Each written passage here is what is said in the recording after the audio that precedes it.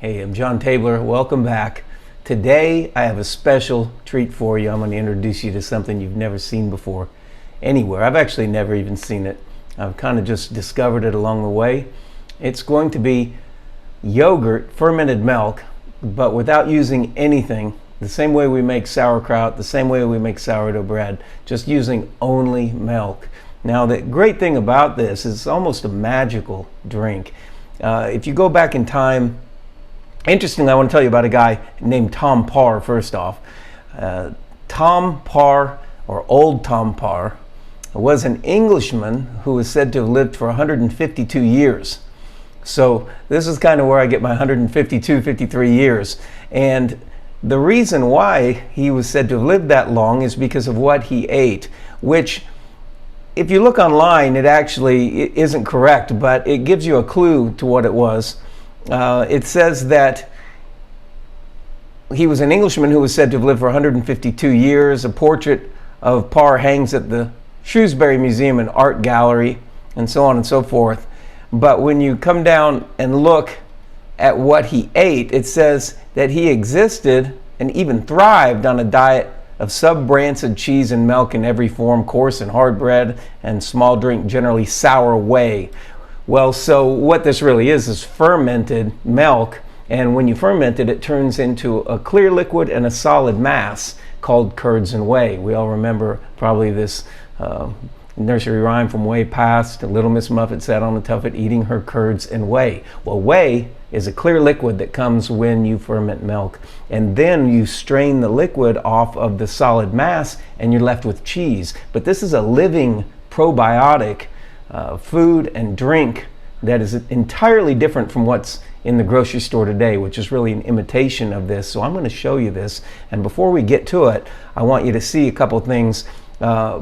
In Bulgaria, people are known to have lived for a really long time, and so much so that a guy went and studied these people in this culture to find out why, and his name was Metchnikoff, and his research on Bulgarian yogurt was put on the map, all about probiotics. It talks about that in this article. There's a number of articles, you can find tons of them about this, but when he went through and studied it, they actually ended up naming some of the bacteria that ferment them after Bulgaria, like Lactobacillus bulgaricus, believe it or not. And so this is a really interesting study. Right here's where that actually says that Metchnikoff identified a greater consumption of fermented milks in Bulgaria than in other cultures. He named a bacteria found in these fermented milks Bulgarian bacillus, and he inspired a surge in the consumption of fermented milks by attributing many benefits of good health and longevity to this strain of bacteria, which was Bulgarian bacillus, later named Lactobacillus bulgaricus. So when you go and actually look for studies about this, you find that one of them is called, I'm going to get up to the name here, Probiotics, the Intestinal Microbiome, and the Quest for a Long Life. And there's an endless amount of studies. It's just really interesting about what this living food and this living drink does. And it used to be that all cheese, wine, beer, the bread and everything was made like this, but no more. Now it's been used, they use a strain of yeast and other things that imitate what it was, but it's not a living preserved food and drink like it was before. There's quite a number of articles online. Yogurt, cultured fermented milk, and health, a systematic review is one that I found. And here, even with research on cancer, let me pull it to the top here, fermented dairy foods intake and risk of cancer. And I'll just scroll down to where it says quantitative synthesis. Overall, there was a statistical evidence of significantly decreased cancer risk found to be associated with fermented dairy foods intake. And so there's an endless amount of studies on this. Really, I want to get to it and show you exactly what you have to do to make your own. You're going to have to do one thing, though. You have to have raw milk, milk that has not been pasteurized. Once it's pasteurized, it will not work. In the same way that if you cook your cabbage, you can't make sauerkraut, and if you cooked your wheat, it would not turn into a starter to be able to have sourdough bread. The same thing with the milk. You do not heat it or anything, so you have to be able to get it from somewhere. They don't sell it in the US in most stores like that, but you can still buy it from dairy farms and other places that bring it in. You can find a place to do that online on realmilk.com, and when you do that, if you go to that, you'll find the sites and the places and locations. There's plenty of places that do that, and it was done all over the world for all time until just recently. So it's not been very long that pasteurized milk has been completely phased out. For all time, it was always done like that, and that's what allows it to be natural and ferment. And so you can go to this site, realmilk.com, with the raw milk finder, and you just click on raw milk finder. I haven't done this for a while. You choose your state. Well, let's say you were in Minnesota. It's a little cold up there right now, but but you can see on the map all the red dots and the places that you can buy it. And so you really got to try this, because who knew what curds and whey really was? You know, we heard that all our life, or if you've ever heard that nursery rhyme. I'm going to actually show you what curds and whey is and show you the benefits of it. But first, I'm going to show you how to even start to get there. So let's get in the kitchen. Okay, so here we are in the kitchen. That was quick. And so here's a gallon of milk. It looks just pretty much like any other gallon of milk, except the difference is this is raw milk, and it's been sourced from a farm where the cows eat grass or maybe hay also, but they don't put them on grain and foods that they weren't meant to eat in the first place. So that's one of the great things about milk like that. But obviously it's not been pasteurized, so it's still going to have the ability to ferment. And so really it's very simple. All we do is take a glass jar. You don't want to do this in a metal jar or anything like that that could leach the substances off of it. So I simply take a glass jar, shake it a little bit, you know, because the cream will mix with the milk, but later as it sits, the cream will rise to the top. You've heard them say the cream rises to the top. Well, that's in natural milk, and it does, and I'm going to show you that here in a bit. So I pour this in to a jar, fill it up to where there's not very much room, but leave a little bit because it slightly will expand.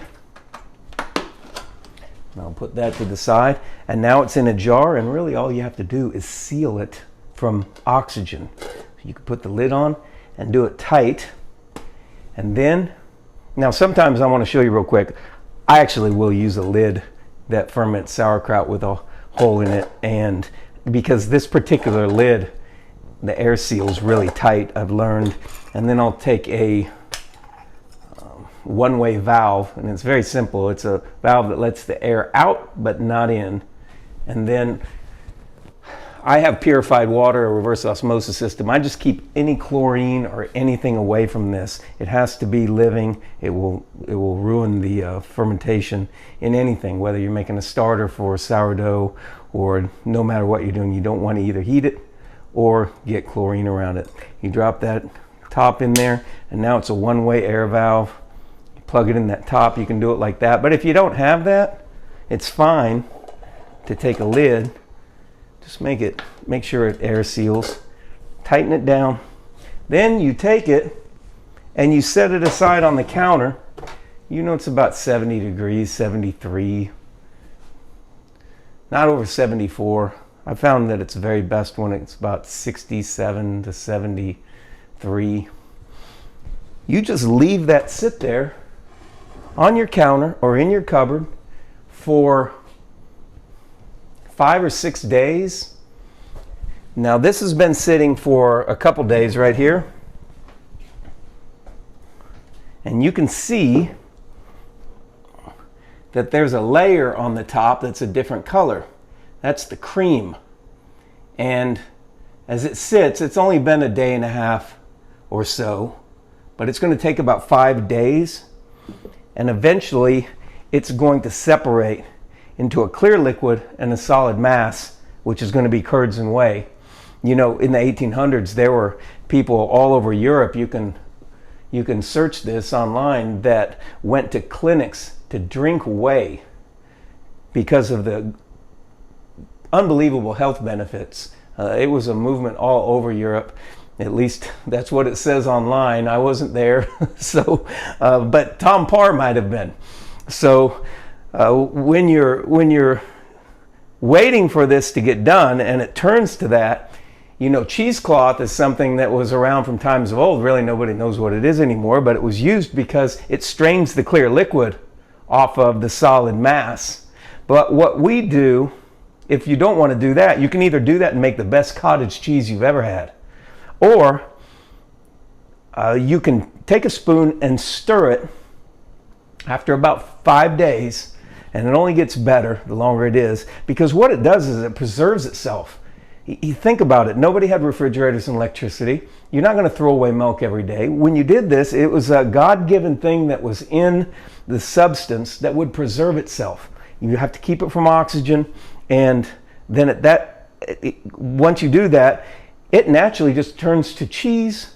If you churn it, butter, but the whey and the curds are preserved. You can leave it there for years and come back. And that is probiotic, really medicinal cheese, medicinal drink. You can really understand why they would say, let thy food be the medicine.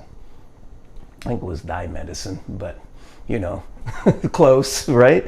So now so many times food has become the exact opposite of medicine.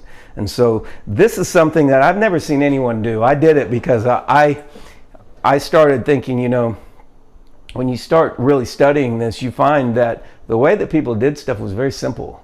And the way sauerkraut turns to sauerkraut, or cabbage turns to sauerkraut, is the same way that grapes turn to wine. It's the same way that wheat turns to sourdough, and it's the same way that milk turns to cheese and yogurt. And you really don't need to add anything to it whatsoever. So I want to see you come back, because in a couple days, we're going to see exactly what happened. I'm going to show you the results of this, because when you stir it, and then you mix honey and blueberries with it, and some banana with it, it's the best yogurt you've ever had in your life. You will not believe it. Everything else is just an imitation, a try-hard imitation, not even close. And you will realize that the substance, the energy that preserves it, is the same energy that flows through your body and your intestines and purifies and doesn't let any pathogenic bacteria exist inside of you, just as it won't in the bottle itself or in the jar itself, which is really what preserves it. It won't allow the things that break it down to even exist in there. So the same goes for your body. But it has to be done like this. There's no other way to do it. It's really not true fermentation if you add substances to it that imitate what's going to happen in this. So come back. I want you to see what's going to happen, and you have to try this. It's amazing. And it's one of my favorite foods, one of my favorite drinks, on my way to 154. Try to beat the record. So hit the like down below, also the subscribe button. Come back, you know, and see this, and you're going to try it. You're going to love it. Hopefully you will. You'll find somewhere to be able to do it. But I wanted to put this up and show everyone how to do it, because it's the way it was always done, but nobody knows about it now. But now you do. So I'll see you next time.